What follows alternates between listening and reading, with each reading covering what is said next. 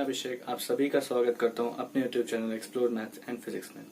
तो गाइज आज हम देखेंगे सबसे इम्पोर्टेंट चैप्टर, खासकर आईसीएसई बोर्ड्स के बच्चों के लिए है, दैट इज कंपाउंड इंटरेस्ट। तो सबसे पहले मैं यहाँ पे कंपाउंड इंटरेस्ट के बारे में बता दूं और उनसे रिलेटेड फॉर्मुलेस बता दूं, फिर उसके बाद हम इन पे कुछ क्वेश्चंस करेंगे। तो आप लोगों से मैं यही कहूंगा सबसे पहले कि आप लोग ये सारे फॉर्मुलेस एक जगह पर लिख लीजिए ताकि फिर क्वेश्चंस करने में और उनको समझने में आसानी रहेगी।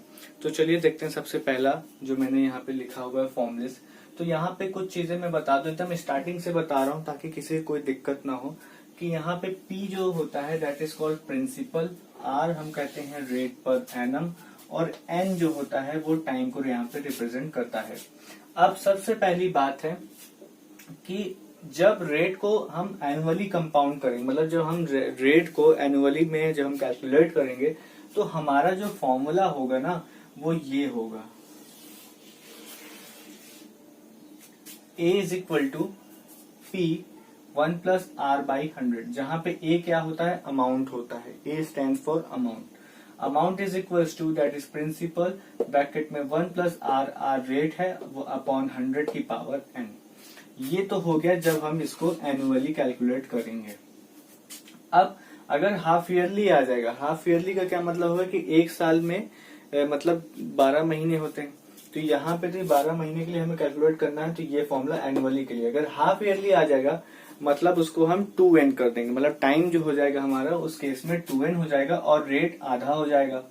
ठीक है, तो A is equal to P 1 plus R by 2 upon 100 की power 2n, that is half yearly के लिए है।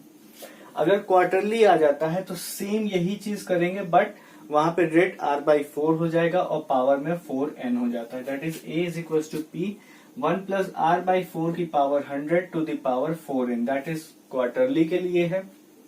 अब अगर मतलब कहा जाए कि कंपाउंड करे एनुअली ही, लेकिन जो आपका टाइम हो वो फ्रैक्शन में गिवन हो, मतलब कंपाउंड हो रहा है एनुअली ही लेकिन टाइम जो है आपका वो फ्रैक्शन में गिवन है। जैसे मैंने एक फ्रैक्शन ले लिया 3:2/5, ये मैंने अगर कभी आपको अगर ऐसा दिखता है कि कंपाउंडेड एनुअली कह तो रहा है लेकिन जो टाइम ले लिया है वो कोई फ्रैक्शन ले लिया है, तो हमने एक फ्रैक्शन लिया है 3:2/5 का, हमने यहाँ पे फ्रैक्शन ले लिया है।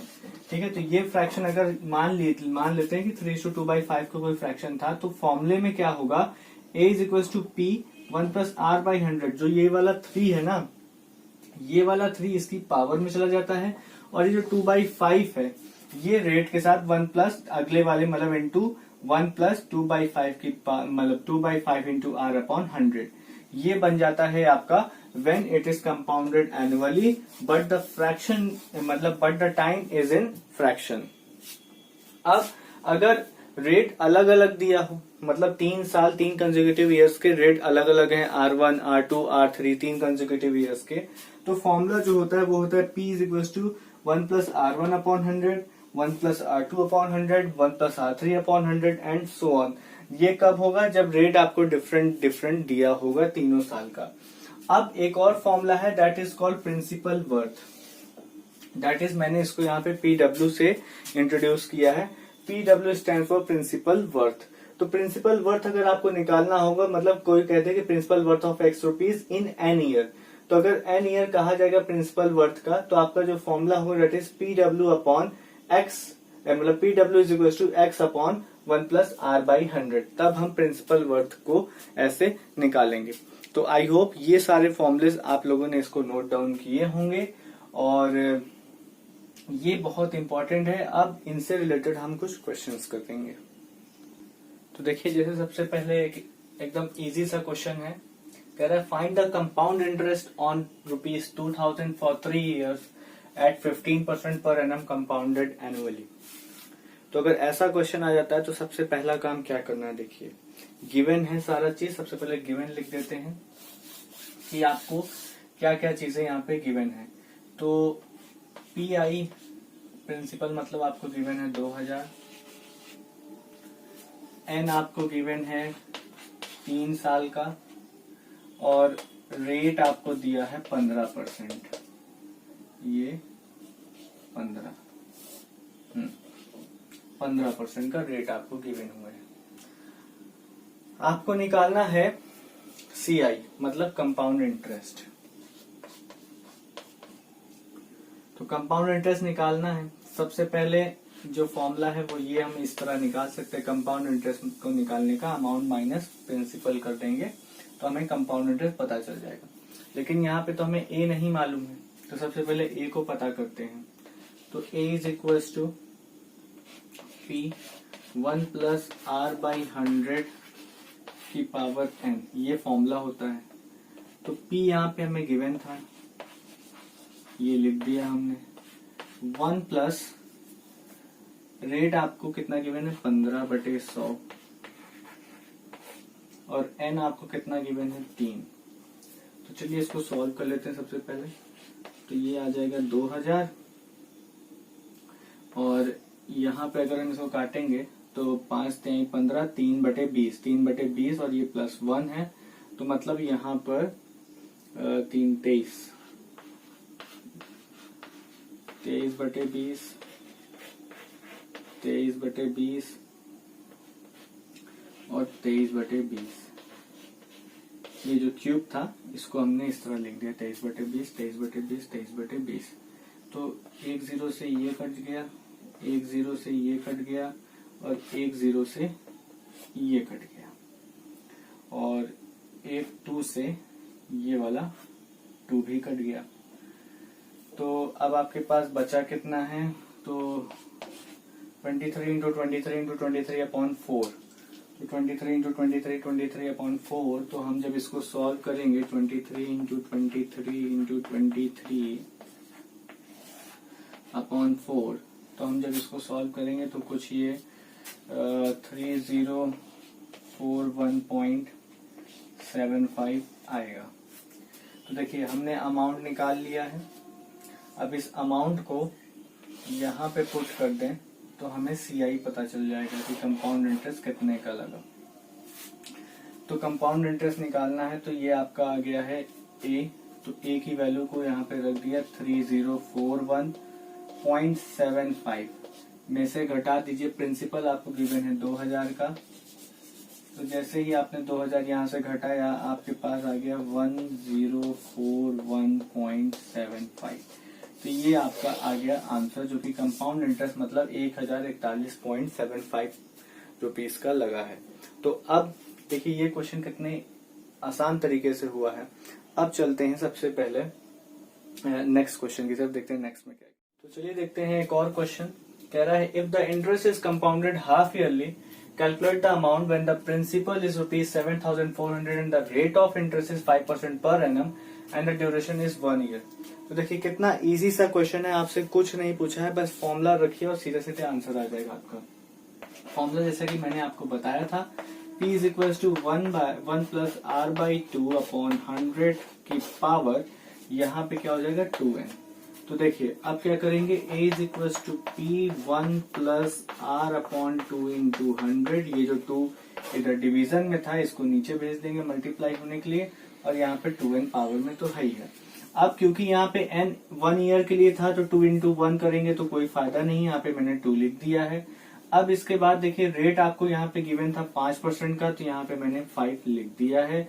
प्रिंसिपल आपको कितना गिवन है 7400 का, तो यहीं पे मैंने ये लिख दिया 7400।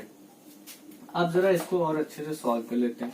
तो ये हो गया 7400 और 1 प्लस 5/100 का मतलब क्या हो गया, ये 20 हो गया। तो मतलब ये हो गया 1/40 का स्क्वायर।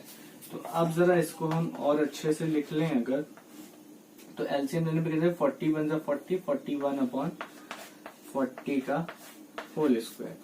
तो और इसको सॉल्व करते हैं तो ये 7400 और यहाँ पे ये हम इसको लिख सकते हैं 41/40 और इसको भी 41/40 एक बार और। तो 1 0 ये कट गया, 1 0 ये कटा, 1 0 ये कटा, 1 0 ये कट गया। ठीक है, तो अब आपको क्या करना है, इसको बस सीधे सीधे सॉल्व कर लेना है और काट देते हैं। 2 दूनी 4, 2 तिहाई 6, 2 सते 14। तो अब ये पॉइंट में ही आएगा, इसका मतलब ये 37 इंटू 41 इंटू 41 अपॉन 2 4 8। इसको जब हम डिवाइड कराएंगे तो ये आपका आंसर कुछ देगा 777 4.63। ये आपका आंसर हो जाएगा जो ये डिमांड कर रहा था। आप चलते हैं कुछ और क्वेश्चन। तो चलिए कंपाउंड इंटरेस्ट का एक और क्वेश्चन देख लेते हैं, जिससे आपका बेस और थोड़ा सा स्ट्रांग हो सके। जैसे क्वेश्चन यहाँ पे कह रहा है कि in how many years will ₹15,625 amount to ₹17,576 at 4% compound interest. आपसे साल पूछ रहा है। यहाँ पे ए गिवन है 17,576, प्रिंसिपल आपको गिवन है 15,625 और रेट गिवन है 4% का, और आपसे निकालने को कह रहा है एन निकालिए। तो सीधे सीधे फॉर्मूला रखिए फिर। A is equal to P 1+r/100 की पावर n। तो यहाँ पे ए कितना है 17,576, पी आपके पास है 15,625 और 1+4/100 की पावर n, यही n कैलकुलेट करना है। तो इस 15,625 को 17,576 के नीचे ले आइए। तो इधर कितना बच गया 4, ये 2/50 हो जाएगा और फिर 1/25। 1/25 का मतलब है 26/25 आने वाला है। तो 26/25 की पावर n। तो अगर हम ध्यान से देखें इधर, तो इसको भी हम 26/25 की पावर में लिख सकते हैं। कैसे? 25 का क्यूब होता है 15,625 और 26 का भी क्यूब होता है 17,576।